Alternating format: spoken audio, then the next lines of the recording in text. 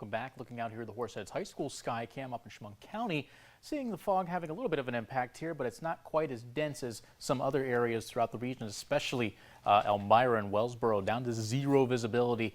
And it's been rough out there. Lots of moisture near the surface, keeping that fog in place. And until we get some sunshine, likely to stay that way here for a little bit. But dew points are right around where our temperatures are here in the low 60s. So there's not a huge difference at all between air temperature and dew points. That's why so much moisture has been able to stick down near the surface. It just is not going anywhere. You saw we had a dew point of 61 in Wellsboro. Well, the air temperature is also 61, so hence why the fog is making its appearance known this morning. 65 Corning and Watkins Glen, 63 Elmira and Erin, and 67 towards Appalachian.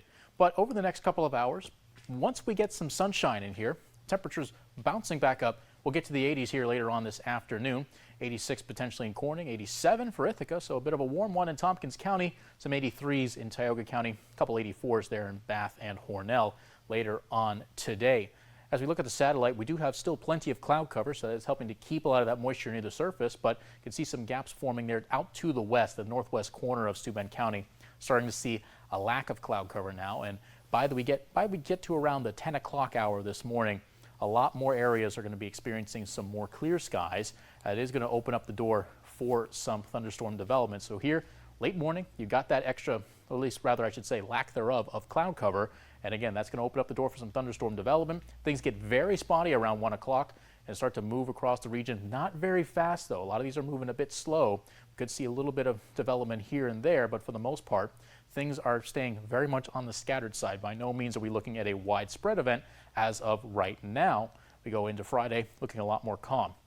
You're still under a marginal risk of severe weather, so 1 out of 5 there, but we are still expecting to see a few severe thunderstorms mixed in with a lot of them.